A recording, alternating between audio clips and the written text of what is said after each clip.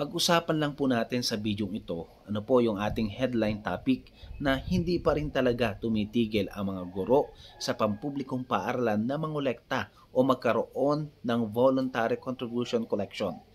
Ano po? Ayan, paglilinaw po. Ano po, minsan may pagkakataon talaga na naiipit sa sitwasyon ang guro.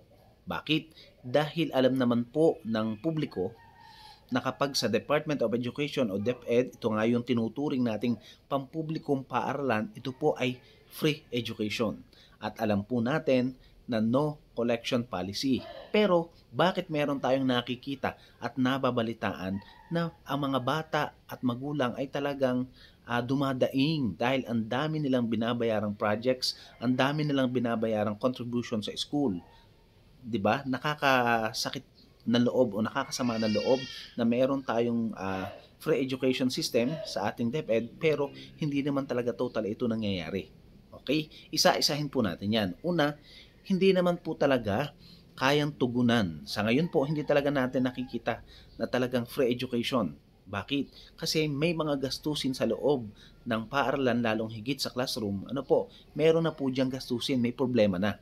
Kapag si advisor ay nakakita na ang classroom ay walang bumbilya, ano po, sira po ang doorknob, sira po ang pinto, wala pong pintura, hindi po maganda ang classroom o kaya ay kailangan po talaga ng major repair, ano po, diyan po nag-uumpisa ang problema. Ano po, diyan po nag-uumpisa na kung saan ang teacher o advisor ay nagsisimulang gumawa ng paraan para matugunan ang kanyang pangailangan. Ano po, kaya dapat talaga ito po'y panawagan sa ating top management, sa ating Department of Education na magkaroon ng malawakang monitoring, transparency report, ano po, mula po sa pinakamababa hanggang sa po sa school MOE po budget ng paaralan. Ano po, para din malaman po talaga natin na kung bakit pa mayroong shortage, mayroong pong kulang. Ano po, pero naka-indicate naman po talaga, stated po sa ating latest DepEd Order number 55 series of 2016 na mula grade kindergarten hanggang grade 4 ay talagang no collection policy. Ano po? Samantalang mula grade 5 naman hanggang high school ay pwedeng magkaroon ng voluntary contribution pero wala pong sapilitang magaganap. Hindi po pwedeng pilitin ang wala po talagang pambayad. Ano po? At naka-breakdown lang po sa ating DepEd order kung ano lamang po yung mga contribution na pwede pong, yung authorized contribution na pwede nilang bayadan. Ano po? Pero again, uulitin ko po na wala talaga itong sapilitan. Hindi po pwedeng mandatory ang paniningil. Ano po?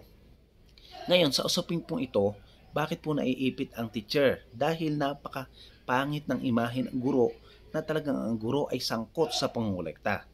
Kaya naman po, ang ipinapayo ko po sa ating mga kaguruan na dapat talaga hindi tayo ma-involve sa koleksyon.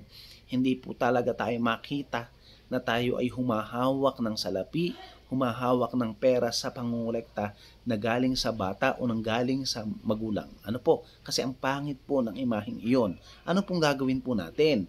Tayo bilang guro, advisor, gumawa po tayo ng paraan nang sa ganun hindi po tayo masangkot. Pwede po natin gamitin ang ating mga PTA officers kung mayroon pong project. Basta tatandaan po na kahit piso ay dapat walang dadaan sa inyong mga kamay. Ano po, para malinis po at napaka-transparent. At kung meron naman po talagang general PTA officers, pwede pong i-declare doon o kaya ay magpa-note para at least transparent po, aware po ang nangyayaring kolektahan o contribution po sa loob ng classroom. Ano po, kasi alam naman po natin ang totoo, hindi naman po talaga kayang ibigay lahat ng DepEd ang pangangailangan sa loob at labas po ng classroom kasi napakalaking budget po nito. Kaya kailangan po ng tulong ng stakeholders, kailangan po ng tulong ng LGUs, kailangan din po ng tulong ng parents, ano po, and guardians. Na po, para at least tulong-tulong na maisaayos po ang pangangailangan po ng paaralan. Kaya sana magpatuloy po ang guro at tayo nagpapasalamat sa lahat ng guro na nauunawaan at kumakapa, nagbibigay ng konsiderasyon sa ating mga mag-aaral na kapuspalad. Talagang wala po talagang magastos na kahit baon, wala rin silang pambili ng pagkain. Kaya po talaga tayo nagpapasalamat. Saludo po ako sa inyong teachers na ipinagpapatuloy nyo po ang pagkapa na po sa mga mag-aaral na talagang nasa laylayan at naiiwanan. dahil nga po sa sobrang kahirapan ng buhay. Ano po, marami pong salamat, teachers. Ano po, at para naman po sana sa ating top management, again po, ituloy po sana ang monitoring. Magkaroon po ng monitoring report, transparency report para at least ano po, malaman din po ano po kung saan po nagagastos ng maayos yung school MOE budget para at least kahit papaano matugunan talaga ang pangangailangan. Ano po, may isa po tayong senaryo, ano po, na kaya po ang guro o advisor ay napipilitan talaga kasi halimbawa nga po yung naulit ko kanina na may pangangailangan sa loob ng classroom. Halimbawa wala pong electric fan, sobrang init ng classroom.